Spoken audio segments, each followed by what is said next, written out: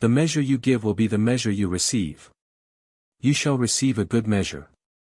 The measure you give to your neighbor shall be the measure you receive again, according to my promise. My love constantly wants to give and make you happy, my love wants to provide for you in abundance, but love can simply only join love. Therefore, if I want to bestow happiness upon you, you must do the same. You must want to give and make those people happy in your environment who want to accept your love. I cannot give love to a person with a heart of stone, who is not lovingly active and therefore neither deserves love nor wants to be made happy himself. But wherever I recognize love I give without restriction, and my gifts are truly not scanty. And if I then see the effort my children make to please each other, if I see that they try to alleviate hardship, that they are willing to give to a needy fellow human being, then I am truly also willing to consider a friendly giver because of my love for him. The measure you give will be the measure you receive again. But it should not be understood that you only do such works calculatingly in order to receive again in return. Only true unselfishness, the urging of the heart to please, is valid before my eyes. And to the same extent I will also shine my love upon the person who only lets his love speak when he gives whatever it may be. All possessions are included in this promise of mine, earthly as well as spiritual ones, and likewise I will consider the giver in an earthly and spiritual way.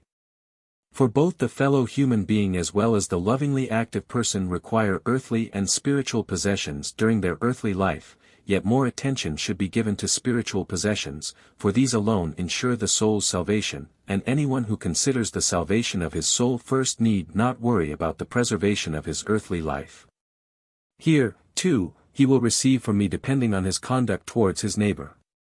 And so you can receive without limitation, both spiritually as well as earthly, if only you always remember my promise, the measure you give will be the measure you receive. You need never fear to go short yourselves if you overexert yourselves. I don't count the cost, I give to you, unmeasured, that is, according to the love you imparted with your gifts. And truly, you will not be disadvantaged even if you relinquish without qualms what you might possibly need yourselves.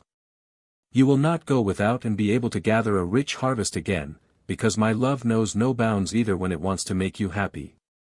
For this reason, no hardship need exist on earth if you all bore my promise in mind, for you would help each other and I would help you, whenever the need arises.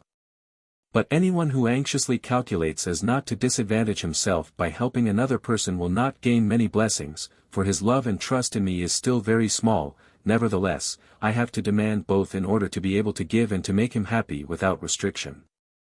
You have a father who only ever wants to give joy to his children, but he wants his children to be of the same spirit, so that they, too, would like to please and that everything done by a child is expressing love.